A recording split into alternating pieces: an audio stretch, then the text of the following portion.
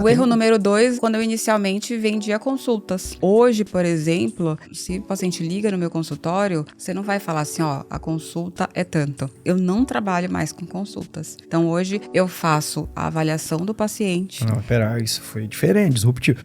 Eu vou ligar no seu consultório agora. A consulta é quanto? O que vocês falam? Como é que você explica isso? Como é que é? Isso. Então, aqui a gente não trabalha com consultas. A própria secretária já faz uma venda consultiva. Ela pergunta o que a pessoa procura, se ela precisa perder peso, quanto que ela precisa perder, para ver se a gente pode ajudá-la. Ela faz essa triagem. Então, se for uma pessoa que realmente tem o nosso perfil, a gente faz uma triagem, pode ser online ou presencial, e mostra, ela mesma já fala que a gente trabalha com planos de tratamento, desde o plano mais simples para o plano mais completo. Então, a pessoa já chega lá sabendo disso. Eu não quero colocar mais uma barreira de acesso.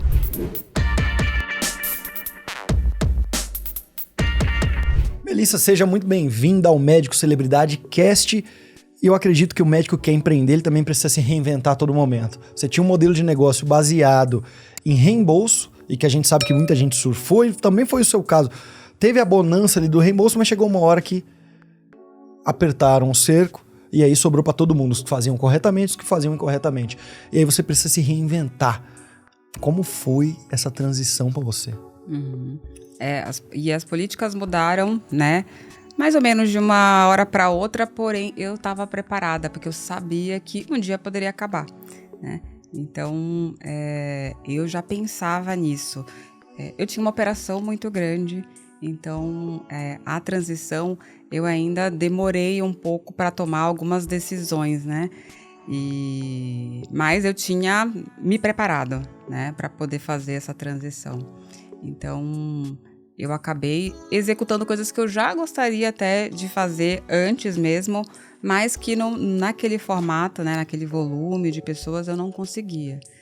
E eu já queria fazer aquilo, mas eu não tinha instrumentos, né, eu não tinha estratégias. Então, foi como eu cheguei em você. Eu falei, eu preciso de estratégias para conseguir executar, né? Então, você conseguiu trazer ali o passo a passo mesmo de como poder fazer isso, como atrair meu paciente ideal, pessoas que buscavam, né, ali um serviço ali de excelência, que era o que eu sempre quis fazer.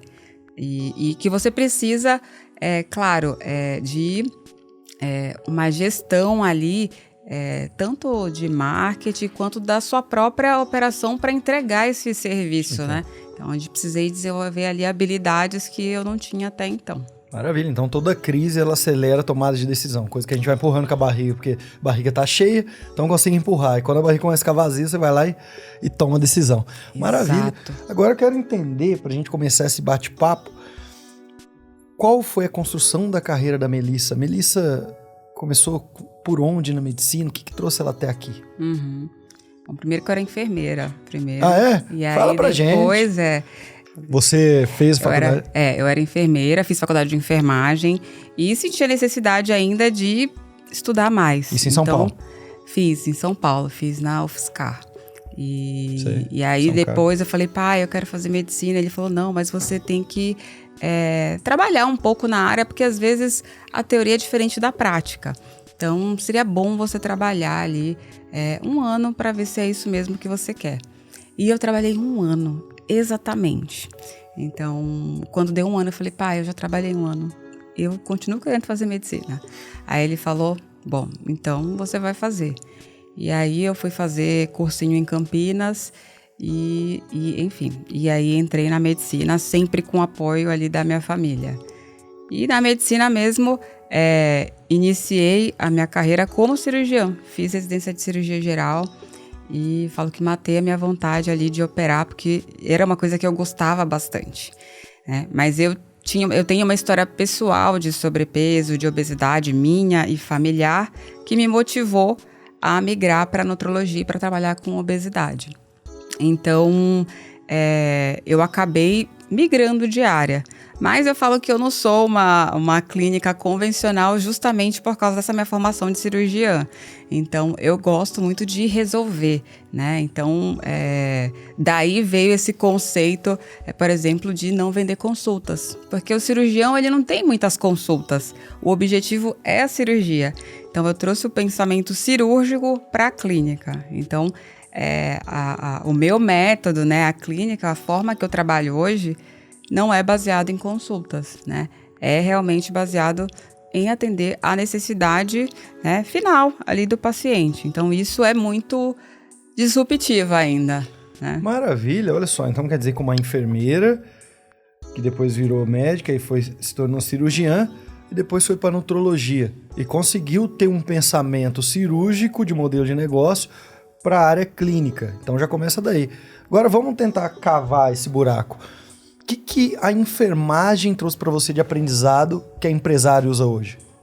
Exato. A enfermagem, ela trouxe uma visão diferente para mim como médica, de cuidado integral com o paciente, né? Então, para a parte de ser empresário, então, a enfermeira, ela faz uma diferença muito grande. Eu sempre trabalhei com enfermeiras na clínica, porque ela é o braço direito ali do médico, né? Então, a gente usa medicamentos, então a adesão do paciente é muito maior. Então, é um investimento que, às vezes, alguns colegas me perguntam, mas precisa ser enfermeira, né? Não pode ser um outro profissional, às vezes que tem um investimento menor. E, por causa da minha experiência com enfermagem, eu sempre pensei, eu sempre olhei com muito cuidado essa equipe interdisciplinar, né? Então, eu sempre trabalhei com nutricionista, psicólogo, né? A enfermeira, e isso fez muita diferença, sim, no negócio. Então, é um investimento que vale a pena para o seu paciente. Que maravilha, mas olha só como a gente tem que estar atento na vida. Você passou por uma formação e trabalhou um ano, que a prática do negócio, você desistiu e falou, não, eu quero um outro caminho, só que toda experiência na vida, ela te gera aprendizado. Você conseguiu absorver isso e levar pro teu modelo de negócio hoje. A cirurgia, tem algo a mais dentro do mundo da cirurgia que na hora que você transportou isso para um negócio na área clínica, que você consegue ver que tem causa e consequência por ter feito cirurgia? Com certeza, absoluta.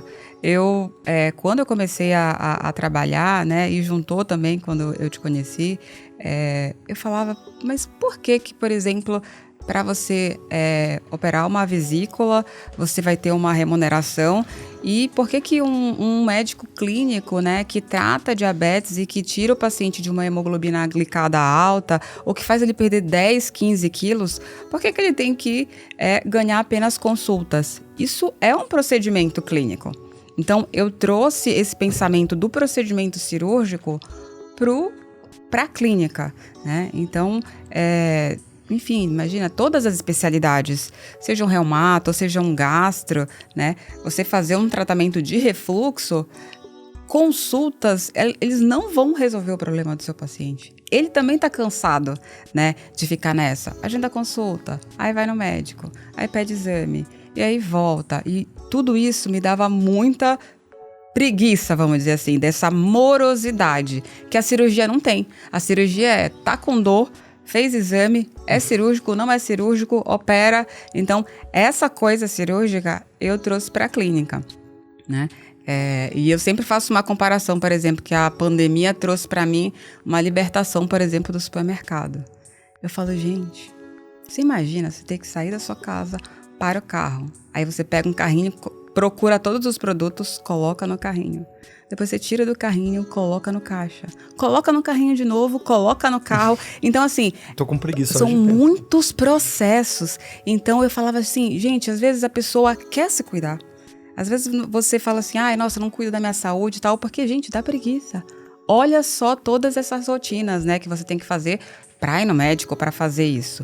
Então, por causa de uma demanda minha, de ser mais, assim, assertiva, eu trouxe isso para o consultório. Então, eu quis facilitar o máximo para que o paciente conseguisse aderir e manter o tratamento, né? E a adesão deles foi, assim, excelente. Muito interessante se olhar, viu, Melissa? É o seguinte, médico, na minha visão, é um sujeito... Eu tô falando de negócio e não personalizado. Então, tô falando de como é o negócio hoje na medicina. Uhum. medicina, consultório médico, médico hoje em dia, ele é um sujeito inconveniente, ao invés de ser conveniente. Então ele é inconveniente. Paciente, se adeque aqui aos horários, e esses horários geralmente eles também não têm horário opcional, eles são horários que é num fluxo que você trabalha, então você tem que sair do seu trabalho para vir aqui, que aí eu vou te pedir um exame que você tem que agendar para fazer em um local fora e daqui 20 dias voltar e se adequar novamente ao meu horário. Quando você vier, eu talvez não vou te atender no tempo, você vai ter que perder um período inteiro de trabalho, e aí quando eu vou te propor um tratamento, você vai ter que fazer esse tratamento fora, esse tratamento também vai ter várias etapas, e assim. Ou seja, eu sou um sujeito muito inconveniente, né? Se eu fosse conveniente, eu tô pensando, eu falo todo momento, quando o médico para de achar que aquilo que ele aprendeu na faculdade de medicina, ou numa residência, ou em qualquer curso que ele faz, por exemplo, a cirurgia, quando ele para de achar que o fim é aquela técnica, que o fim é a consulta dele, entende que aquilo é só o começo, que ensinaram você a fazer o começo, agora é uma página em branco, você olhar e falar, como que eu vou me tornar menos inconveniente para me tornar conveniente? Então, quais coisas que eu posso melhorar na jornada inteira? Aí ele vai ser disruptivo e as pessoas começam a falar sobre ele. Sim. Então você tem esse pensamento, eu acho muito interessante. Mas só uma pessoa que é curiosa e fica se perguntando por quê, porque você já me falou umas 4, 5 vezes em 1 minuto de conversa, porque eu fiquei pensando, por que assim? Por que assim? Então, quer dizer que você é curiosa. Sim, Você fica questionando as coisas, por que elas são do jeito que são. Sim, a mente não para. E aí junta, né, com, por exemplo, né, as suas provocações, no sentido de falar assim, mas por que não faz desse jeito, né? Então, isso veio muito de encontro com os meus pensamentos mesmo. Por que, por exemplo, eu não poderia, por exemplo, atender no shopping?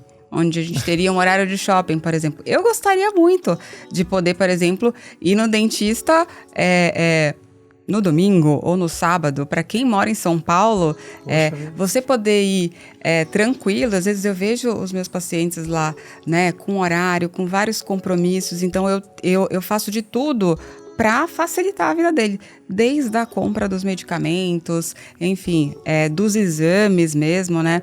Na época do reembolso a gente fazia na própria clínica, que era maravilhoso para o paciente mesmo, que conseguia efetivar. Muitos pacientes do reembolso que ficaram, eles voltavam sem os exames. Eu falei, gente, e os exames? E agora que não tem mais aqui, eu não consigo fazer e tudo mais. Então, você vê que se você dá essa facilidade para a pessoa, e por que não? O teu paciente, ele é o teu cliente, né? Por que não por que ele que tem que se adaptar à vida do médico, né?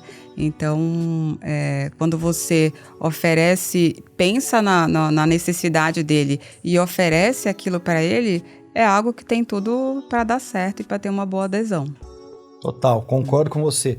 Agora, vamos parar para pensar. Eu, Vitor, já sou um sujeito que tem empresas hoje e que tem compromisso o tempo inteiro, que não perde tempo.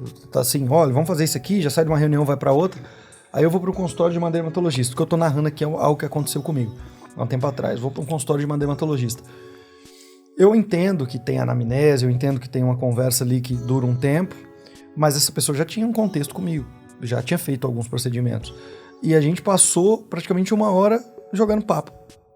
Então aquilo foi uma consulta, paguei, para depois falar, vamos agendar o teu procedimento. Deixa eu te falar uma coisa, Melissa. O tempo de eu deslocar do meu escritório até essa dermatologista não era o principal, era 30 minutos. 30 minutos ida, 30 minutos volta, 1 hora. Mais 1 hora ali com ela, 2 horas. Só que o tanto de compromisso que eu precisei desmarcar.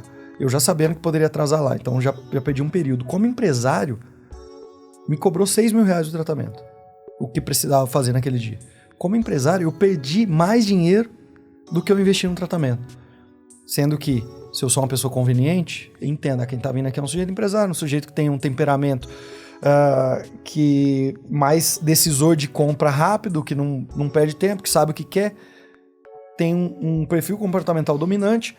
Então, eu vou aqui conversar 15 minutos e falar, você se importa, a gente fazer o que eu indico para você é o procedimento tal, tá, doutor? Se eu vim aqui é porque eu confio em você.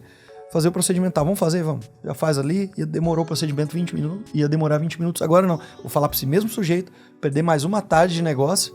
No final, não é o que eu paguei, esses 6.000, foi o que eu deixei de ganhar, que é muito mais, muito mais alto. Então a gente precisa ser conveniente ao tempo todo e tá atento.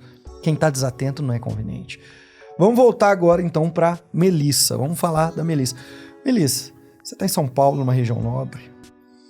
As pessoas vão num cabeleireiro aqui e gastam 7, 8, 10 mil reais. 5 mil reais, não desmerecendo, porque o que eles fazem muitas vezes é até uma obra de arte, até algumas vezes até milagre.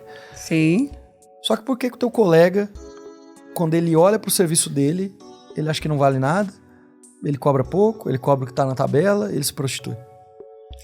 Porque o médico não tem essa habilidade mesmo, né? Ele não faz ideia, por exemplo, eu não fazia ideia, quando eu entrei no consultório, eu não fazia ideia dos custos de um consultório, né? Então, eu comecei num coworking e fiz uma conta de padaria e falei, não, mas compensa muito mais alugar uma sala, né? Como foi sua conta de padaria? Conta pra mim. Aluguel, condomínio, né? Enfim. Eu falei, não, sai muito mais econômico, porque eu vou ficar mais dias, né? Enfim, vou ter mais espaço para mim.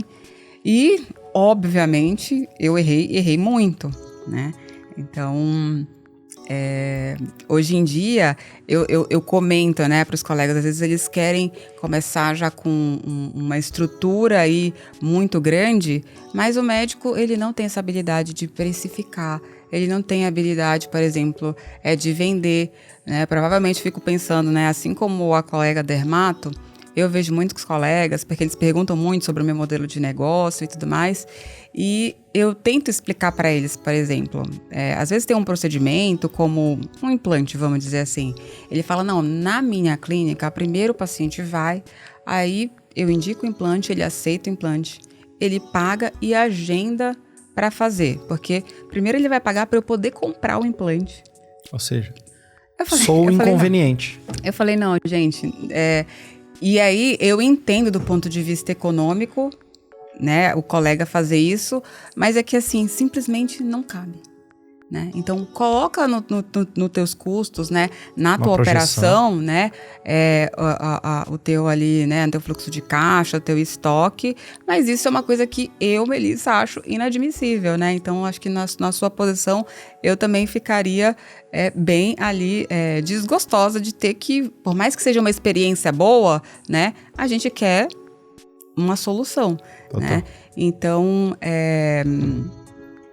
Eu penso que isso é um diferencial hoje em dia e que o médico patina porque a gente não tem essa ideia da precificação mesmo. Ele está mais preocupado em economizar com o estoque do que ao invés de ser conveniente para o paciente. Ele não tem essa habilidade. Não tem essa habilidade. Ou ele é muito cuidadoso, ou, por exemplo, também, como eu já vivi, né, no passado, como eu não tinha noção, vamos dizer assim, passar, por exemplo, por alguns apertos, porque, enfim, não precifiquei corretamente, não fiz uma gestão do estoque adequada, né? Então, eles são cuidadosos, assim, só que tem um lado bom também. Eu penso que hoje, esse meu modus operandi e de ser mais ousada, né? E de arriscar mais, acabou, enfim, também trazendo benefícios, né? A gente sofre um pouco mais e por isso que hoje eu gosto muito de falar da minha experiência para outros médicos, né? Porque tem coisas que você pode aprender e você não precisa sofrer, né? Como eu sofri antes, né? Mas eu acho que se a gente quer ganhar mais, ter mais resultados, a gente tem sim que arriscar. Tem que arriscar. Já que você falou, cometi muitos erros, tem coisas que o médico poderia saber antes do que empreender, coisas que eu só fui descobrir na prática. Você citou aí erros pelo menos umas 2 ou 3 vezes. Então, de maneira inédita aqui nesse podcast, vamos fazer o jogo dos 7 erros. Erro número 1, que a Melissa cometeu no passado e que hoje ela vê que é erro. A precificação incorreta. Precificação incorreta. Isso. Então, eu oferecia serviços, né, com custos operacionais altos e não recebia por isso, né? Porque eu não precificava corretamente. Dá um exemplo aqui pra gente. Tratamentos, por exemplo, com injetáveis. Legal. Eu precisava de uma estrutura grande ali para atender a vigilância, segurança do paciente. Eu não gosto que o paciente espere, então eu nunca gostava de ficar, por exemplo, com uma equipe, seja de enfermagem, de recepção, muito justa, porque eu falava, se essa pessoa falta, como que vai fazer? Então eu sempre trabalhei com uma equipe mais sobressalente para pensar nisso. Então, não colocava adequadamente ali dos meus custos. Tem sempre um plantonista lá no quarto, só esperando o telefone tocar. Eu tenho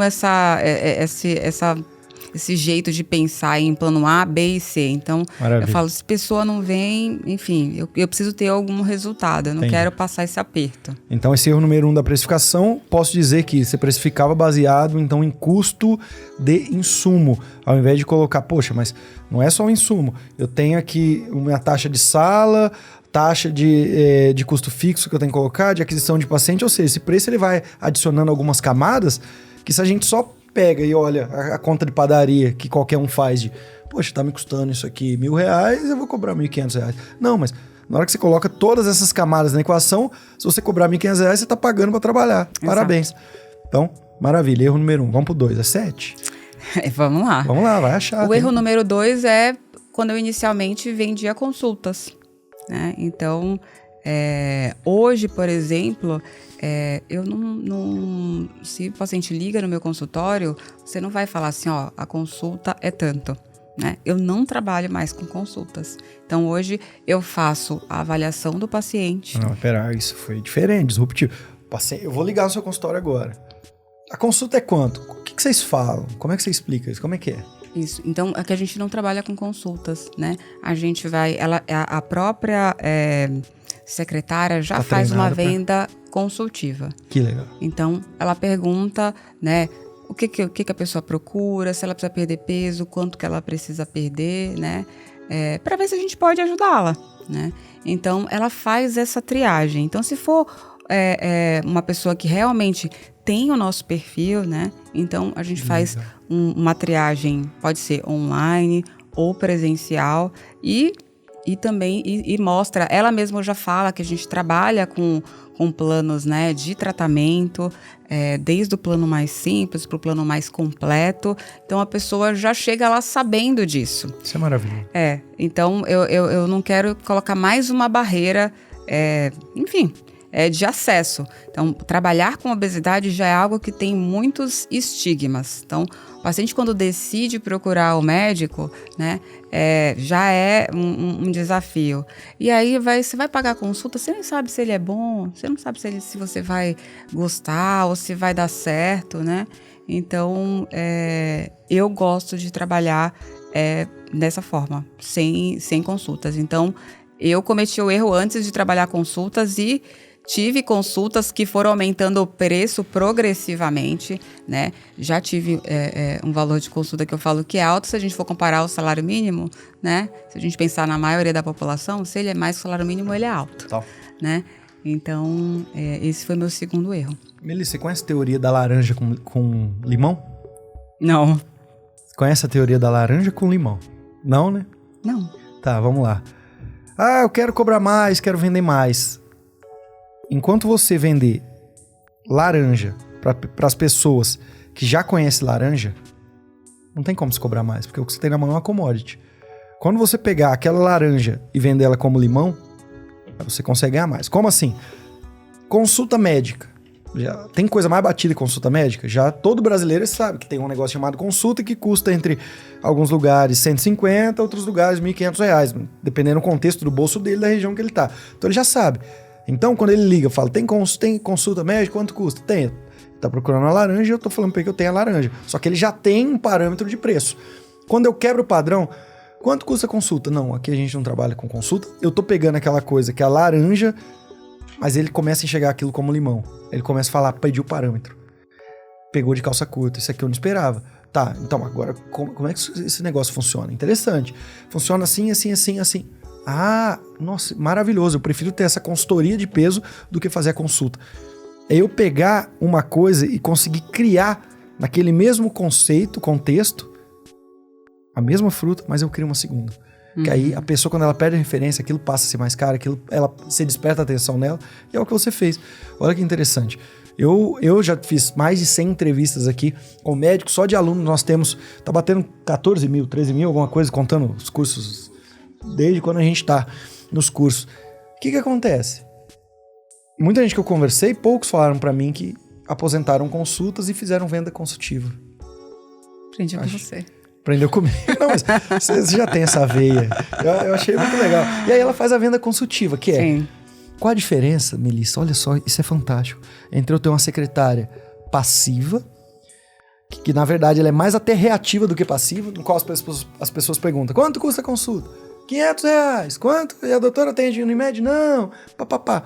Para eu ter uma secretária que fala, quanto custa a consulta? Pera lá. Eu vou tirar aqui o tempo que for necessário para te fazer algumas perguntas, entender se o nosso serviço é para você e te tirar todas as dúvidas, porque eu já vi a doutora fazendo isso inúmeras vezes. Eu não quero perder teu tempo. Você aceita ter essa consultoria comigo prévia aqui? Aceito. E aí eu faço uma consultoria, praticamente, por isso que é consultiva, já no atendimento telefônico, ou de WhatsApp, ou o que é que seja. Sim. Qual dos dois será que é mais fácil vender? Eu só responder o valor de uma consulta, ou eu trazer o paciente para esse mundo de informação, de troca, de escutar a dor dele e falar, não, isso aqui eu vou até te encaminhar, a gente atendeu um paciente parecido. As pessoas não estão treinando secretária para ser consultiva, por isso que vende pouco. Maravilha. Sim. E as pessoas não querem comprar laranja. Então, por exemplo, falando dessa teoria. Então, ela fala assim, olha, eu quero emagrecer. Ah, tá, a consulta é tanto. Mas ela não quer comprar consulta. Ela não quer comprar Ninguém laranja. quer comprar consulta médica. Nem o suco ela quer comprar. Quer comprar o frescor. Não, ninguém quer. Então, a gente... esse segundo erro, é um erro crasso. Porque a gente está vendendo algo que as pessoas não querem comprar. Ninguém quer comprar consulta. Porque pensa só, outra coisa, né? Na questão do mercado. Você vai, aí você faz a consulta. Agora, por exemplo, na nutrologia, são consultas que realmente exigem um pouco mais de tempo, né? E eu falo que eu trabalho nem só no tempo de consulta. Depois eu preciso olhar com um pouco mais de cuidado. Então, criou-se agora essa questão, por exemplo, de consultas que não tem retorno. Então, o paciente, ele não sabe quantas consultas ele precisa, ele vai, olha, essa consulta não tem retorno. Né? Mais uma vez, inconveniente. É inconveniente, porque ele vai me passar um negócio, e aí? Eu vou ter assistência depois, ou eu vou ter que pagar uma outra consulta para ver o que ele me passou, né? Então, não tem muito sentido para o paciente. Então, é muito mais fácil você conversar com esse paciente, né? Entender o que ele precisa e você falar para ele, olha, a gente vai precisar de tantos e tantos encontros, né? Para que você tenha ali, por exemplo, o seu refluxo. Então, a gente vai precisar, uma vez a gente vai pensar na questão da sua alimentação, né? Na gestão do estresse. Então, eu vou precisar ali, por exemplo, de 3 meses e tal período, né? Então, isso o paciente quer. Mas consulta, gente, olha, é uma coisa que ninguém quer comprar. Acho que Mas sabe o que é, Melissa? A visão de galinha.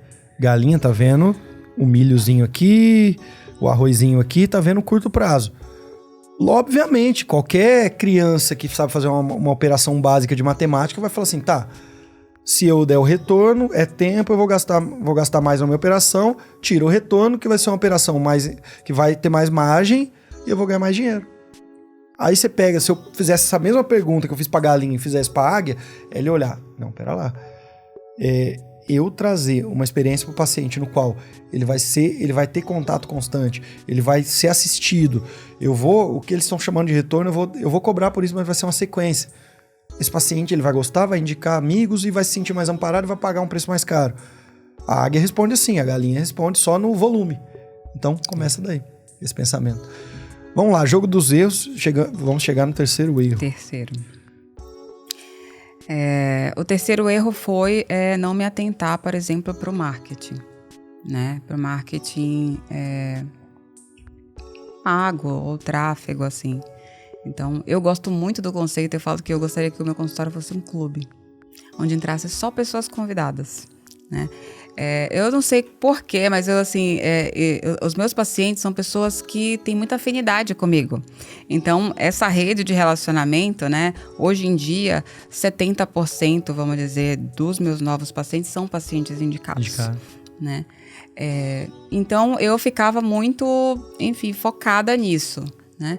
Mas eu tô tendo experiências, assim, agora, né? Desde janeiro que eu comecei a fazer mais consistentemente isso, encontrando pessoas que talvez eu nunca conheceria e são exatamente pessoas que eu gosto de atender, que precisam do que eu tô fazendo, né? E que, enfim, não teriam outra forma de chegar em mim se não fosse a internet. Então, por mais que eu fizesse já algum conteúdo no Instagram, né? Eu não fazia o método DIV. Sim. Então, fazia aqueles conteúdos, o que é vitamina D, não eram coisas assim. Mas eu fazia, né? Sim. Assim, quanto mais cedo a gente errar, mais cedo a gente vai acertar também. Mas eu não tinha essa orientação, por exemplo, de entrar com tempo, com investimento para isso. Então, esse foi um erro também que eu cometi. Te entendo bem. Eu tô aqui pra te provocar também. Então, não tô aqui só pra te perguntar, tô aqui pra te provocar. Que médico que um dia parou e falou: eu gostaria que o meu consultório fosse igual um clube, fosse igual o Pinheiros aqui, fosse igual... Que dia que algum médico se perguntou? Você conhece algum que já te falou isso? Eu não conheço. Você conhece? Alguém, quem tá assistindo aqui, algum dia já parou? Eu gostaria que o meu consultório fosse igual um clube, que as pessoas fossem um lugar seleto, no qual só quem tem título entra, no qual as pessoas vão ali desfrutar também de uma outra coisa. Eu tô aqui pra te provocar no seguinte sentido. Não é porque ninguém nunca fez que você não pode ser a primeira a fazer. Não é uma coisa que vai ser fácil, mas o que precisa para um consultório ser um clube? Não no sentido literal da palavra, mas o que a gente precisa fazer? Então o paciente ele vai comprar, ao invés dele pagar consultas ou pagar plano de tratamento, ele vai fazer igual num clube, a gente compra ali o título, ou ele vai pagar anuidade, e nessa anuidade ele consegue consultas quando ele quiser, e até X procedimentos ou X tratamentos. Esse paciente, quando ele chega ali, ele já tem uma cadeia de benefícios tem a nossa cabeleireira aqui que faz, tem mais não sei o quê. Eu acho que o mundo é de quem ousa. E falar pra mim que pensou que um consultório pode ser um clube, uma hora isso pode se materializar também. Sim. E alguém vai falar: mas pode isso? Tudo pode. Tudo pode. Primeiro você tem que ter a visão. Por que não, se um dia você falar: eu quero ter uma visão de negócio que eu mando no meu negócio, eu não vou cobrar mais consulta, que eu vou cobrar uma anuidade, igual um clube. Sim. Quem disse que não pode? Entendeu? Eu acho muito importante você... Eu gostaria de ter, por exemplo, né? Um médico, alguém que cuida de mim e que me conhece pelo nome, né? Então, eu acho que ter essa... Hoje eu falei para uma paciente, eu falei: olha, a partir do momento que você tá aqui, você entrou para um clube. Por isso que eu também tô com isso na memória. Então você já tá criando esse senso. Já, porque assim... ela especificamente passou ali, teve uma demanda, e eu falei: mas por que você não acionou a gente, né? A gente tem um WhatsApp clínico, né? Onde tem, né, eu e mais um outro médico, que a gente dá essa assistência entre as consultas, e eles vão semanalmente à clínica. Então, eles têm acesso a gente. Eu falei: você tá dentro, você tem direito a esse. E assim, até coincidência, porque ela é uma pessoa que trabalha com médicos, né? E ela fala assim: ai, não, mas eu não quis, porque eu não quis incomodar, né? Eu falei: realmente não é muito comum, né? Porque as pessoas veem o médico durante a consulta. Total. E aqui não é assim que funciona. Melissa, sabia que eu fui num evento, que é o maior evento do mundo na minha área. Então, lançamento de curso, mentoria. Então, assim como você vai em grandes congressos, eu preciso me atualizar nessa área. Então, fui no evento do Russell Brunson e duas coisas ficaram na minha cabeça. Foi nos Estados Unidos esse evento. Ficaram na minha cabeça. Por quê? Porque ali todos os palestrantes eram o que eles chamam de 8 figure comma, que são pessoas que ganham 8 dígitos em dólar ano, que é muita coisa. Figure comma. Figure comma, da vírgula lá do 8 pontos. Os caras são muito bons. E ficou na minha cabeça 2 ensinamentos, mas eu vou trazer um aqui pra você. Todo palestrante subiu no palco, ele subia com uma camisa personalizada, ele dava um livro que eles imprimiam ali, cada um tinha o seu livro para as pessoas pegarem, aí eles começavam a falar das estratégias, eu vi que eles tinham coisa em comum. Eles tinham, nos Estados Unidos eles gostam muito de bottom, muito de selo.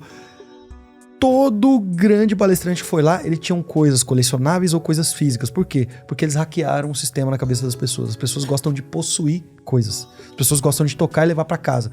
As pessoas são acumuladoras de coisas inúteis muitas vezes, mas gostam de ganhar. E tá na natureza, principalmente brasileiro. Você deu ali qualquer coisa que quer pegar. Então o americano, isso já tá no conceito de marketing dele. Ele não vai pra guerra, ele não vai pro campo sem produzir. Por exemplo, eu tô gravando aqui nesse podcast. O dono do podcast, ele já tem a lacaneca do podcast para toda a pessoa que gravou. Ele já olha, isso aqui é um presente nosso, porque ele sabe que a questão emocional, ela tá em tocar em coisas tangíveis, coisas colecionáveis, coisas que, mais do que isso também, chega na identidade da pessoa como narrativas. Do tipo, somos do clube especial que emagrece sem sofrer. Então eles têm isso, para as pessoas colecionarem e se sentirem parte de um grupo. Quando você tá me falando isso, a primeira coisa que eu lembro é, se eu quero criar essa identidade, esse clube fechado, eu já tenho que pensar em coisas que as pessoas vão tocar, possuir, só quem tá ali vai ter acesso. O que é que essas pessoas vão ganhar, que a gente tem que quebrar a cabeça. Só que não pode entrar no mundo comum do mimo comum. Tá aqui, ganhou uma necessaire, ganhou.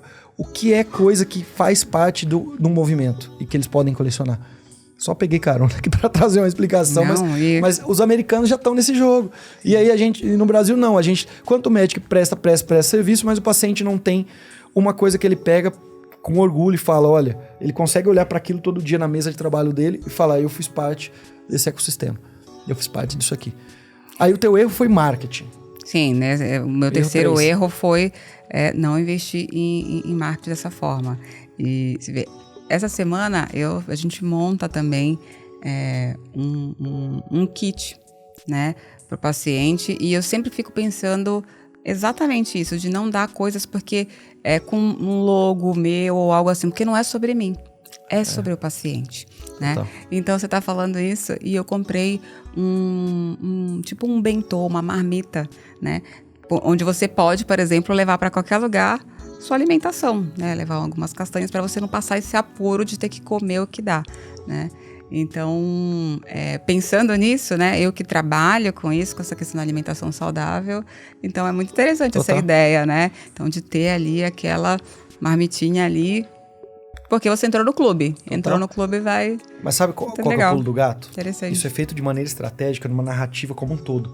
É como se fosse uma centopeia inteira que vem do marketing. Por exemplo, aqui eu só tô criando, e desculpa, não é a melhor ideia do mundo, mas me vem as coisas que me vêm à cabeça.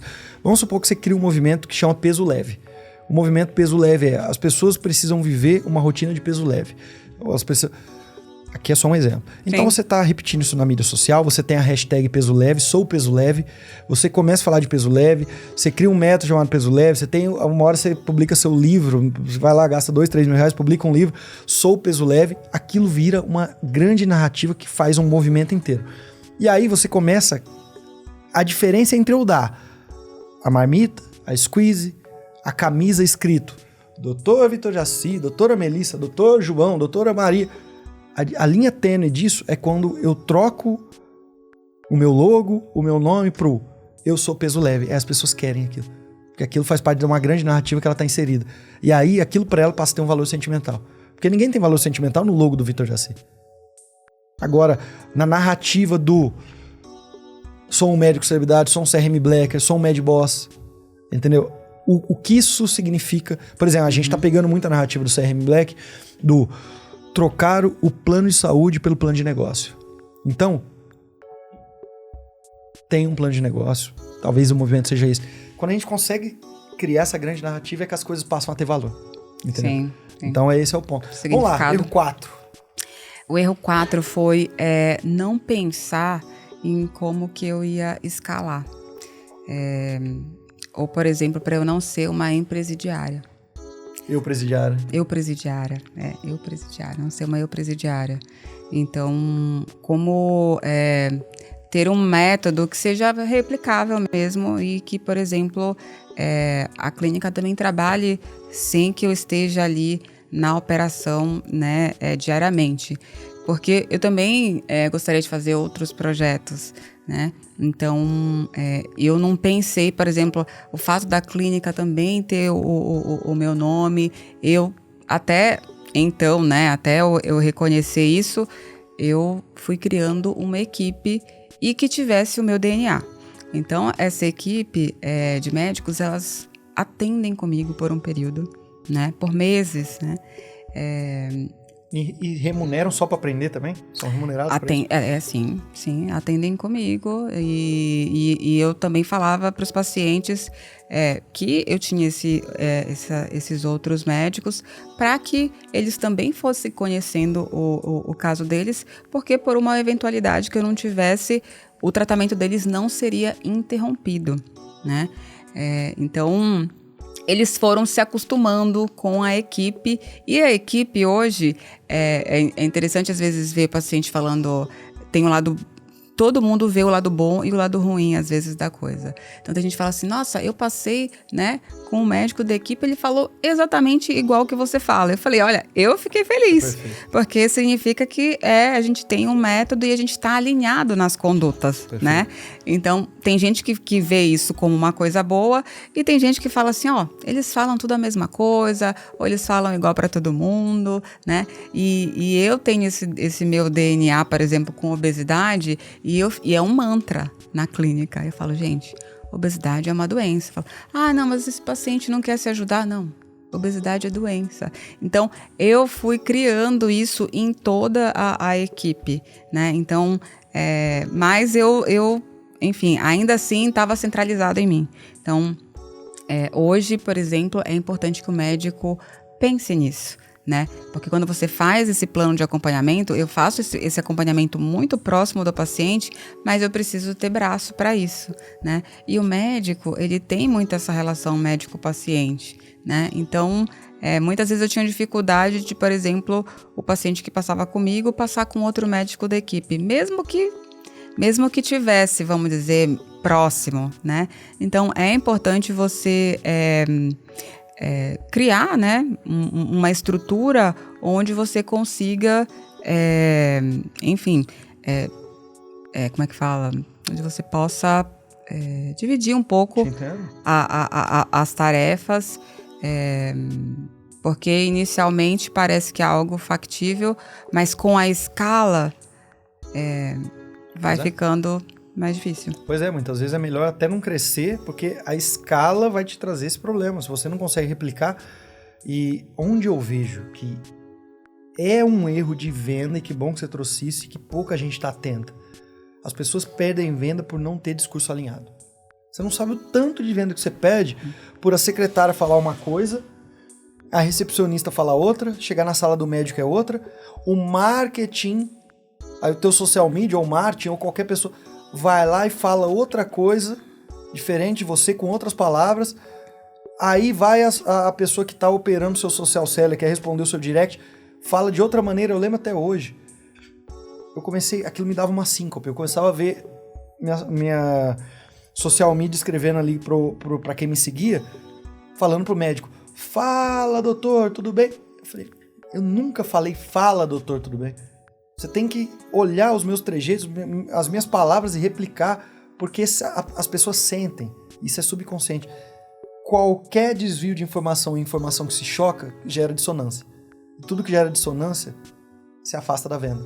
Então, quanto é importante eu ter enfermeira, outros médicos, secretária, auxiliar de sala, recepcionista, o raio que for, gente que eu vou ficar treinando, repetindo as minhas palavras, a minha metodologia é assim, eu chamo um paciente que vai emagrecer disso, eu ofereço geralmente isso aqui, as pessoas precisam ser replicadores. Uhum. E médico não está atento a isso, sabe por quê? Ele nunca colocou o raio da secretária dele para assistir uma consulta dele. Ela não sabe explicar o que ele faz, ela não sabe falar a palavra que ele usa.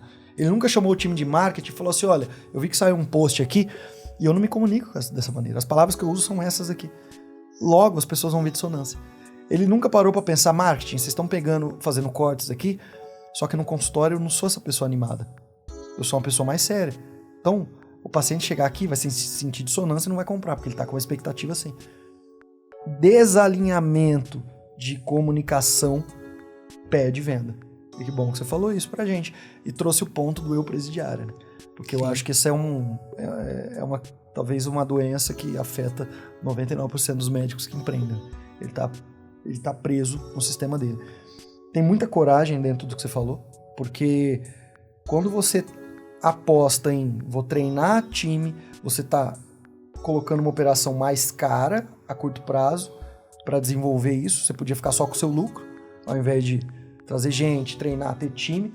Só que ao longo do tempo, essa é a única chance que você tem, se as coisas derem certo, de conseguir sair da operação.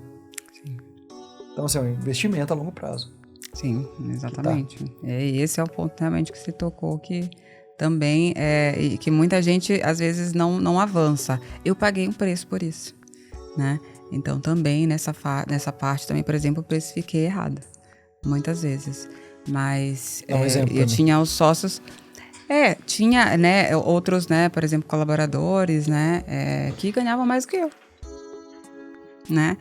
E você tomando todo o risco, investindo. Exato. E no final sobrando menos. Sim. E, enfim, precificação incorreta. Então, mas mesmo assim, vale a pena, porque eu falo que eu durmo tranquila, porque hoje, por exemplo, eu tenho, né, mais, né, de 100, né, quase 200 pacientes que passam na clínica semanalmente, que estão ativos, fora os que né, que eu faço um acompanhamento online também. Então, eu fico com esse peso, porque eu falei, se amanhã ou depois eu preciso, né, que Deus livre, eu me hospitalizar, ou preciso me ausentar por algum motivo, e esses pacientes, né? Eu vou colocar um médico que vai falar totalmente diferente do meu discurso, por exemplo, né? Ou uma equipe muito diferente. Então, isso me trazia tranquilidade, né, de ter essa equipe, como eu sempre trabalhei com uma equipe sempre um pouco maior do que eu precisava, seja porque eu tinha medo de passar perrengue, seja porque eu também queria esse atendimento rápido, com excelência, sempre ter alguém ali mais treinado. Maravilha. A única chance de vender teu negócio é quando você tem metodologia. Qualquer outra coisa não é verdade. Eu tenho operação, eu tenho volume, Tá, se faltar equação, metodologia, se as pessoas estão desalinhadas, você não tem um negócio. E você não consegue vender, você não consegue replicar, você não consegue criar franquia, não consegue fazer nada. Sim. Muito bom. Melissa, estamos no erro. Agora é o quarto erro. Acho que já foi pro quinto. Agora é o quinto. Ó, nós estamos bem. Quinto erro. O meu quinto erro foi delegar. Quando eu entendi que eu precisava do marketing, foi delegar. 100%. 100%, né? Porque, como você falou, precisa ter uma linguagem adequada, né, com que eu prego. Então, não dá para fazer, e ainda quando eu comecei e delegava para agência, nem era na época do ChatGPT, né? Então, era algo assim muito... Nossa, eles não têm como saber, de fato. Então, enquanto eu não entendi a lógica de como funciona, né, toda a questão do tráfego, dos anúncios e de como falar e de que eu precisava falar com uma pessoa específica, né? Então, a minha paciente, ela tem nome, ela tem uma idade específica, ela mora em tal lugar, né? Então, tudo isso que eu aprendi, né, no Médico Celebridade, no CRM Black, então foram coisas que fizeram muita diferença para mim, né? Então, esse foi meu quinto erro. Não me envolver mais. Eu vejo o seguinte, muita coisa é ensinada em escola, muita coisa. Algumas coisas são práticas, outras não, outras a gente leva pra vida, outras eu nunca mais vi. E há uma coisa básica que eu acredito que qualquer cidadão deveria ter uma noção, é uma distinção clara do que é estratégico, tático e operacional. Isso é uma coisa simples para quem já conhece. Só que se eu parar na rua agora 1.000 pessoas, talvez 950 delas, se eu perguntar uma definição clara, qual que é o papel dentro de uma empresa? Seja você funcionário ou... Porque a gente vive num capitalismo. Geralmente, ou você é funcionário ou você é dono do negócio. Não tem uma terceira via. Tem a do que eu não quero fazer nada, mas aí, a não ser que ele tenha família que banque o negócio, mas é difícil viver assim. A maioria não tem essa condição. Ou tá num lado ou no outro. E a maioria tá no lado do funcionário. Se eu perguntar o que é estratégico, tático, operacional, as pessoas não vão saber responder direito. Elas vão chutar e inventar coisa da Não, estratégico é o que pensa no estratégico, tático é o que faz o tático, operacional... Vem enrolar não, porque de enrolão brasileiro tá cheio, né? De gente enrolando, mas que sabe mesmo na prática essa definição. Aí o que o médico faz? Ele abre um consultório, com toda boa vontade, trabalha igual um camelo, falam pra ele que ele tem que adquirir outras habilidades, que eu não vou entrar nisso, isso é o jogo. Eu, apesar de não gostar, eu também não gosto, mas é o jogo. Mas nós vamos falar sobre isso. Aí o sujeito abre esse consultório e aí ele pensa, poxa, eu preciso contratar alguém para ser minha agência, para fazer vídeos, para fazer, poxa, porque eu não sei essa habilidade, não tem tempo e eu ganho mais fazendo cirurgia, fazendo meu protocolo, eu contrato alguém. E aí é o grande erro. Essa pessoa pega uma empresa e transfere para essa empresa o estratégico para essa empresa. Então, pensa aí no que eu tenho que fazer e, além disso, executa. Sendo que essa empresa que vem de fora, ela só tem uma serventia. Ela é operacional. Ela é para cortar o vídeo, ela é para fazer um bom design, ela é para construir um storytelling, que seja. Só que só quem vive dentro do consultório consegue desenhar uma estratégia. Porque ele tá na pele vendo, esse discurso aqui dá certo com o paciente, esse não dá. Os pacientes estão buscando mais isso aqui. Esse mês tá mais fraco, só que a gente tem um estoque disso, então a gente pode fazer uma promoção disso aqui. Só quem vive no dia a dia consegue criar, primeiro, estratégico. Se a pessoa for muito, não digo inteligente, mas se tiver uma cancha de mercado muito grande, que ela consegue enxergar um nível lá acima, que é uma estratégia que vai reger a longo prazo o negócio, mas principalmente o nível tático, que é o que eu preciso fazer de ação rápida, é isso. Só que não, ela terceiriza para alguém que nunca entrou no consultório dela. Muitas vezes você entrou, foi fazer uma reunião e assinar um contrato, alguém que não vive o dia a dia, a parte tática do negócio, que é criar quais são as ações que nós vamos fazer para gerar o resultado que a estratégia queria. Sendo que a agência, ela tem um papel operacional. Se eu quero ter sucesso, ou eu vou trazer alguém in-house, vou trazer alguém para dentro do meu consultório e falar, amigo, por mais que a agência entregue as coisas, você tá pensando em tática o dia todo, você tá vendo o resultado o dia todo, você tá sofrendo comigo. Ou eu vou parar e vou criar. O médico não. 100%, ele, como se fosse uma coisa só, estratégico, tático, operacional, ele delega para um terceiro, que não tem contexto nenhum, não tem skin the game nenhum com o negócio dele. E aí erra. E aí foi onde você tá falando para mim, que errou. Sim. Por falta de uma educação deficitária no Brasil que não explica coisas que deveriam ser básicas, que uma criança deveria já entender, para quando ela se tornar adulta, aquilo facilitar a vida dela. E não tem. Isso mesmo. Então, imagina você estudar ali 10 anos, né? E, enfim, delegar para uma pessoa que não tem ainda a menor... eles não têm como a gente exigir esse conhecimento deles, né? Mas é uma coisa que a gente pensa, poxa, a gente tem que gastar o tempo com coisas que a gente realmente sabe fazer, né? Mas o nosso paciente, ele quer saber e a gente tem que responder as dúvidas, tem que pensar no marketing como algo realmente de valor, né? Onde a gente possa ali doar uma informação, né? Algo que possa ter uma relevância na vida dele, para ele se conectar com você, né? Informações mesmo que vão mudar a vida deles. E também, por exemplo, não ficar vender sem parecer que está vendendo, né? Porque você ficar vendendo diretamente, as pessoas hoje em dia elas fogem disso. Depois que você comentou comigo, realmente, quando a gente vê, por exemplo, às vezes no iFood ou alguma coisa assim, né, ou algum aplicativo de alimentação, a hora que você vê anúncio, você fala, não quero. Eu sou essa pessoa. Eu não sabia disso, né? Então, o marketing hoje em dia... Eu, por exemplo, sei disso porque eu aprendi com você. E muitos médicos estão patinando porque eles não têm essa informação que já pode estar acessível para eles, né? Então, assim, é bem legal a gente fazer os 7 erros, mas é importante pontuar uma coisa que eu acho que para mim fez muita diferença. Eu invisto muito em cursos. Muito. Muito. Né? Então, eu acho que o conhecimento, ele, de fato, liberta a gente. Então, a gente não precisa sofrer, porque tem gente que já sofreu antes da gente. Pois é. Né? Então... Conhecimento liberta. Liberta. O dinheiro que eu não ganho é pelo conhecimento que eu não tenho. Eu levo essa frase comigo, que nem é minha, de um grande mestre que eu tenho, Conrado. Pelo menos foi de quem eu ouvi essa frase. E que o dinheiro... E eu tenho isso em mente.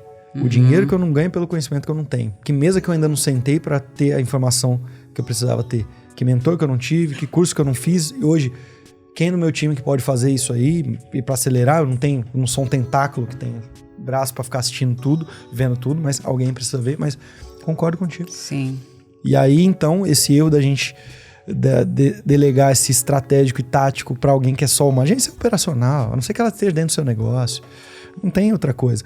Da gente delega e erra. E vai com toda esperança, né? Achei que ia dar certo, dá certo.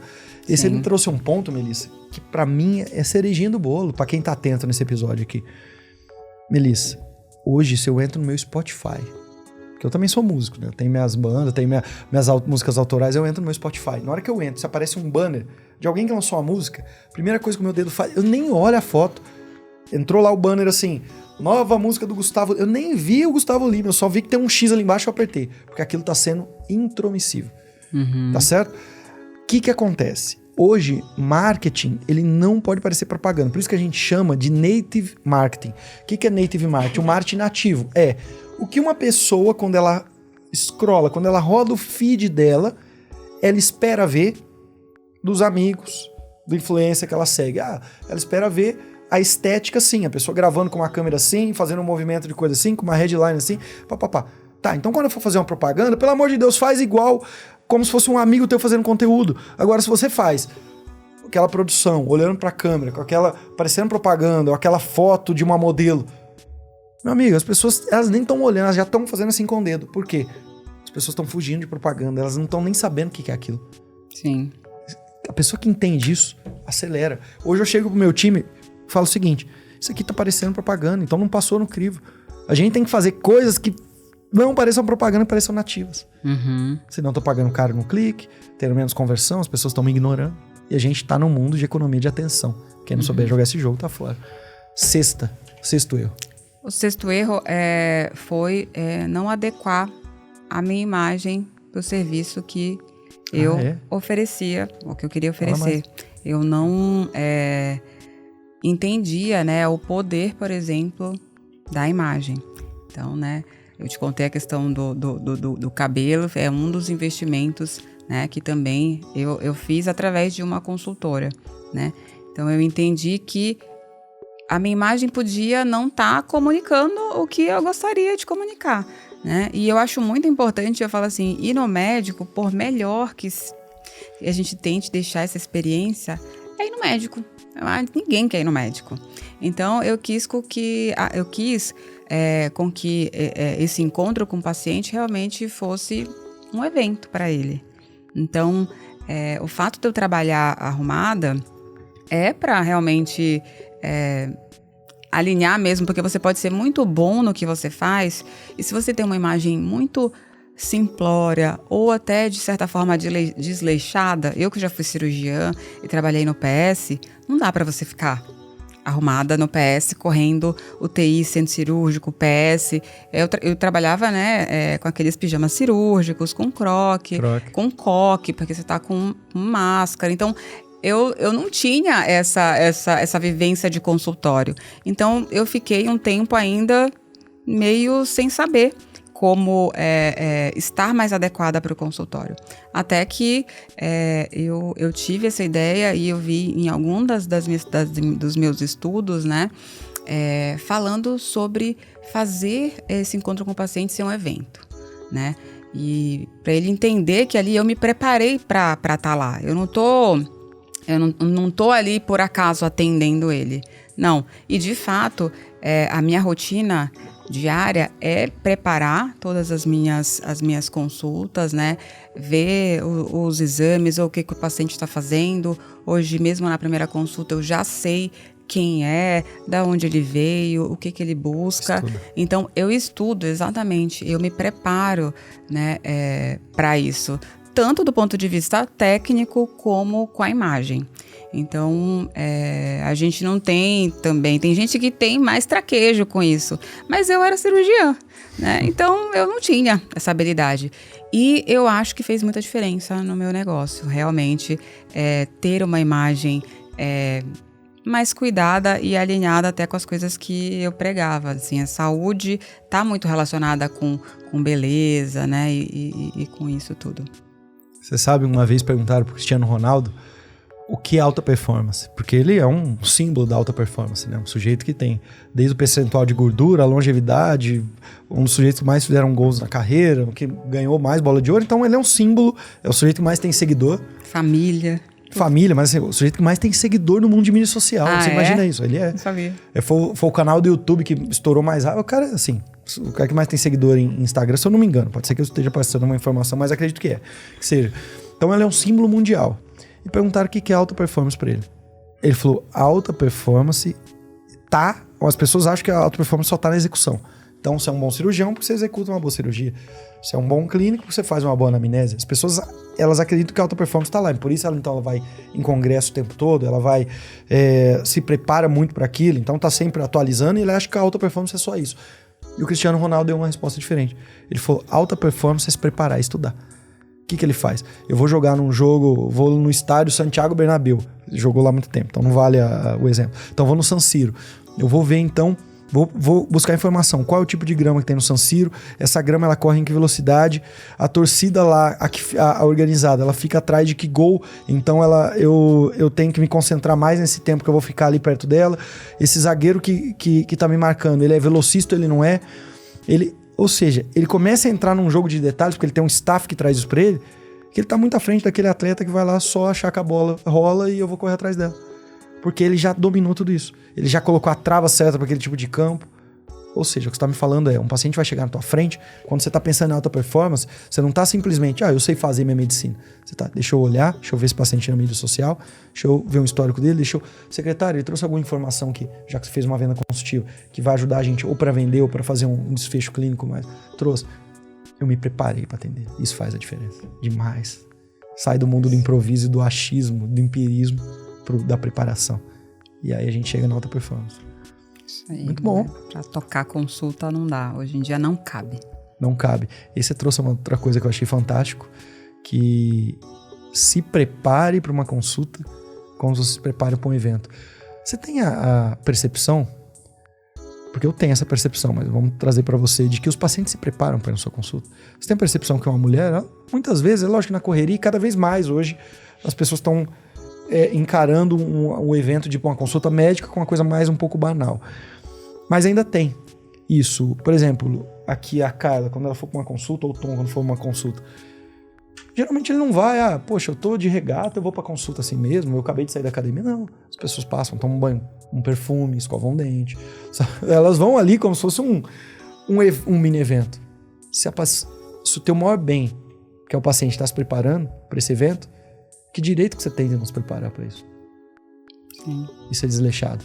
Essa pessoa tá indo lá para te ver preparado porque você não tá preparado, né? Eu achei essa analogia fantástica. Mas é muito difícil, às vezes, para o médico, e eu, como tenho a maioria dos meus colegas médicos são do ramo cirúrgico, é muito difícil para eles entenderem, por exemplo, que eu falo, gente, eu já vou ter que atender, eu tô estudando, eu ainda tenho que me preocupar com o meu penteado ou com a minha maquiagem, né? E eu entendo eles. Te entendo, né? Para mim, não foi um processo, não é um processo fácil, né? E por isso que eu tenho uma ajuda mesmo, porque pra gente é muito, às vezes, estressante pensar nessa questão da imagem, mas a gente tem que pensar no nosso paciente. Eu acho que isso fez muita diferença pra mim, sim. Tá. Muito bom. Nós chegamos no último. O jogo dos 7 erros, você achou que... Te peguei de esperei, porque a gente não combina isso aqui, né, Melissa? Vamos falar a verdade, não combina. Exatamente, eu falei, nossa, essa do 7 parece que eu tô até com 7 erros anotados aqui e eu não... Pois e tá saindo, olha só que legal. Porque, pessoal, bom. Eu faço uma leitura dos podcasts, assim, eu sou muito de momento. De pegar, eu tenho um roteiro que o meu convidado geralmente não sabe, porque eu gosto de ter respostas que não foram ensaiadas, muito assim, espontâneas. Só que de vez em quando eu faço uma leitura, eu falo, poxa, com a Melissa, ela já falou vamos fazer esse jogo dos 7 erros. Então eu te coloquei numa saia justa e saiu muito bem. Só que nós precisamos fechar isso aqui. Isso aí. Qual que foi o último erro? O 7º? Tem vários, mas vamos pegar o último. O 7º foi não trabalhar com metas ou métricas. Acho que seria melhor, né? Então, não ficar... não trabalhar... Eu trabalhava passivamente. Então, esperando, né? Se fosse vir paciente ou se não vinha, eu não tinha, por exemplo, uma previsibilidade, por exemplo, das entradas na clínica, né? Então, quantas pessoas eu preciso atender ou quantos, né? Depois, quando eu migrei para planos, né? Eu precisava, né? Vender para que seja um negócio sustentável, né? E que eu possa também ter uma equipe de pessoas, né? Que estão ali sobre a minha responsabilidade. Eu não tinha essa visão de que eu precisava saber, né, esses números. Então, eu acho que deve ter sido no HiMed, né? Já fui em tantos eventos seus, mas eu tenho certeza que foi num evento seu. Você tá sempre no HiMed, eu sempre tô. Pagando o preço do aprendizado. E é muito interessante porque, assim, eu já fui, acho que, né, 3 ou 4 e pra mim, assim, é inédito. É sempre inédito. Apesar da história ser a mesma, mas os inputs são... Exato. Eu adoro e eu gosto muito, eu fico muito emocionada e feliz de ver essa descoberta dos médicos que eu já passei. Né? E também fico muito feliz com a tua intensidade e a paciência que você tem com a gente, porque médico não é, em geral, uma pessoa muito fácil, né? A gente tem um modus operandi que você já conhece muito bem, já de muitos anos. Mas eu ouvi que você precisava, né? Que eu precisava ter, agora eu não sei, agora eu fiquei em dúvida se é estratégia, tática, né? O método, mas que eu precisava entender quantas pessoas precisavam chegar, como que elas iam vir, né? Então, ter isso mais à mão e ficar ali semana a semana, né? Revendo esses números. E quando eu entendi que eu precisava fazer isso, né? Os resultados foram muito, muito, muito melhores, né? Isso trouxe mais... tranquilidade para mim, para minha equipe, que consegue ver o resultado do trabalho, né? A gente não vai só deixar a vida me levar. Não, a gente tem um objetivo, a gente tem uma estrutura ali para atender tantos pacientes, né? Então eu levei isso para minha equipe, então eu participo para elas isso, né? Olha, esse mês a gente precisa, né, atender tantos pacientes, fazer tantas coisas, né?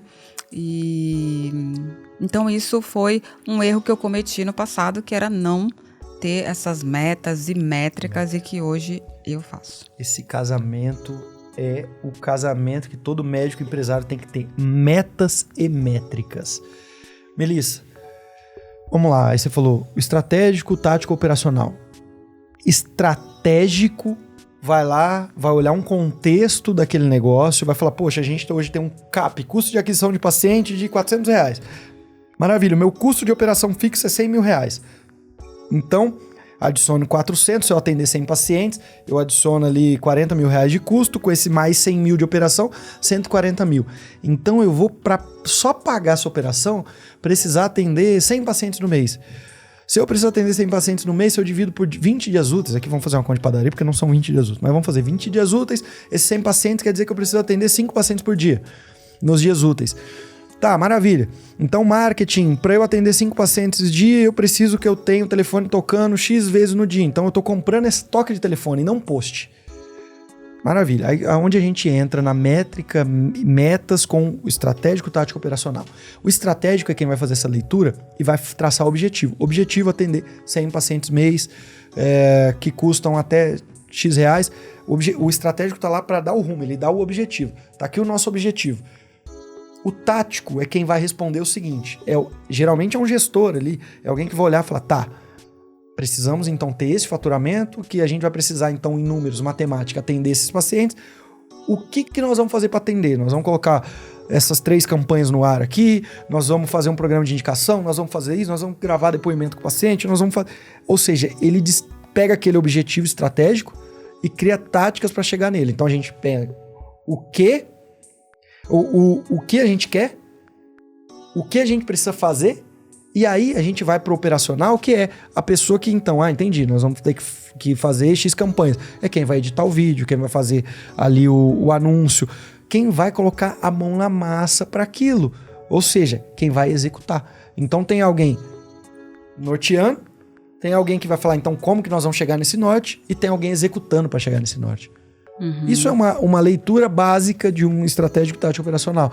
E que quando a gente passa para ter um consultório, que para mim, o consultório médico, ele é muito mais matemática do que ciências biológicas, do que qualquer outra coisa. Ele é matemática. Quando a gente entende como gestão, que é, eu tenho uma média de custo de paciente, eu tenho geração de caixa, eu tenho ali custos fixos, eu tenho taxa de sala. Tá tudo na tua mão a todo momento para você olhar aquilo de uma forma matemática, encontrar uma razão sobre aquilo, uma média, e começar a buscar aqueles indicadores. É lógico que isso é um negócio que tem que ter mais maturidade para chegar numa gestão dessa, Mas é onde grandes consultórios conseguem chegar. Eles conseguem ir para um jogo mais matemático do que apenas o biológico do medicina. Mas fantástico. Melissa, agora nós chegamos no 7. Batemos o nosso episódio aqui. Essa 1h já tem 1h10 e a gente tá conversando. Foi maravilhoso. Só que o que eu ainda não te perguntei que eu deveria ter perguntado? Tem alguma coisa que você quer transmitir pro mundo aí que eu não falei? E se não tiver, pode falar não também. Sim.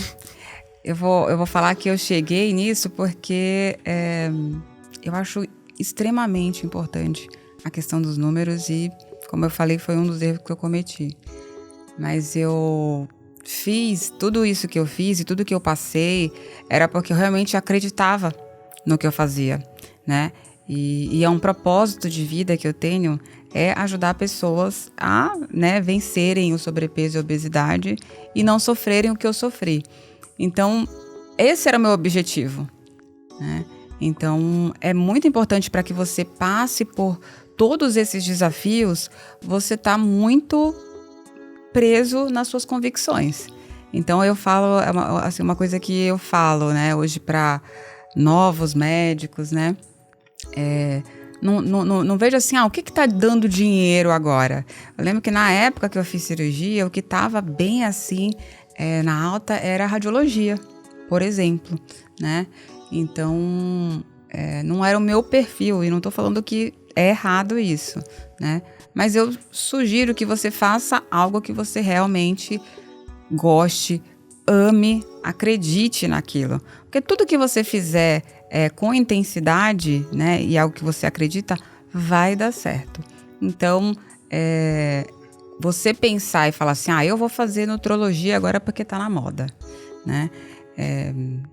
Nem sempre vai ser a melhor alternativa. Pelo menos, para mim, eu escolhi nutrologia, que agora realmente é uma profissão que tá muito em alta, até porque mais da metade da população mundial tem sobrepeso. Então, muita gente precisa desse serviço. Mas eu acho que é muito importante você, e para mim foi um diferencial, essa paixão pelo que eu faço. Né? E pela ajudar. Sua história de vida. Exato. Pelo seu passado, sua história de vida. Você é uma pessoa transformada. Você já passou por aquilo que muitas das suas pacientes passam. Você publica isso de vez em quando. E eu me surpreendo toda vez que você publica. Sim. E isso é muito mais, é uma missão no final. Isso é um combustível para quando você tiver dificuldades, né?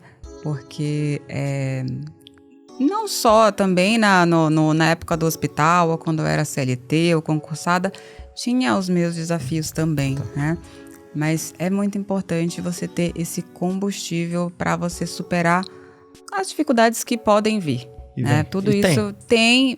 Mas você vai passar aí feliz. Tem. Se você perguntar agora pro Vitor Jaci se ele tá com dificuldade, eu vou falar várias. Em off, se você perguntar pro dono do podcast aqui do Espaço, ele vai falar que ele tá passando por várias. Como qualquer empresário passa.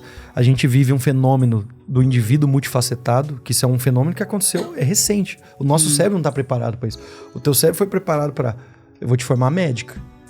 Agora o teu cérebro eu vou te formar médica, mas você também precisa saber de marketing, de imagem pessoal, você precisa saber de contabilidade, você precisa saber de financeiro, você precisa saber disso, precisa daquilo. Isso você nem precisa empreender. Se você estiver trabalhando para alguém, empreendendo, então é obrigatório. As pessoas nunca perguntaram, nunca veio um fiscal do céu e perguntou: você aceita esse papel que te foi colocado? Você quer isso? Você sonha com isso? Você sempre sonhou? Você tá confortável com isso? A gente não tá confortável, a gente não sonha, a gente não gosta. Mas isso é o jogo. E aí eu tenho duas opções: negar o jogo ou jogar ele. E a gente tá jogando. Vale a pena jogar. Vale a pena jogar.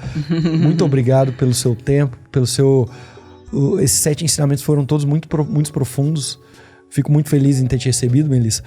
E já me despeço de você, mas o último recado vai ser teu. Agora você vai entrar na casa de todos os seus colegas médicos, esses praticamente 600 mil médicos que tem no Brasil, e os que estão para se formar, então a gente já vai falar de uns 800 mil. Você vai aparecer na frente deles. Um holograma seu vai ser criado agora e você vai dar um recado para eles. É todo o seu microfone. Olha, o que eu indico, eu falo que hoje em dia, lá com meu pai, por exemplo, que eu sou sócia do meu pai e da minha irmã, né? Eu falo assim, a Melissa quer ganhar um presente, eu quero o curso, eu gosto de estudar. Então, eu realmente, assim, o meu marido, ele fala, Melissa, é domingo hoje, né? Então, assim, você está estudando, você está fazendo o curso, mas, assim, é uma coisa que eu realmente gosto. Então, Exatamente, eu acho que eu gostaria de deixar essa frase que você comentou, né? Então você tá deixando de estar no lugar que você queria estar porque você não tem esse conhecimento. Então invista em conhecimento, né? Invista em pessoas que já trilharam o caminho que você quer chegar, né? O resultado que você vai chegar. Então você pode aprender e encurtar aí o seu caminho. Então é um investimento que vai ficar muito barato pelo tanto de tempo, energia. Então invista em você, invista em desenvolver essas habilidades, que é algo que realmente faz muita diferença.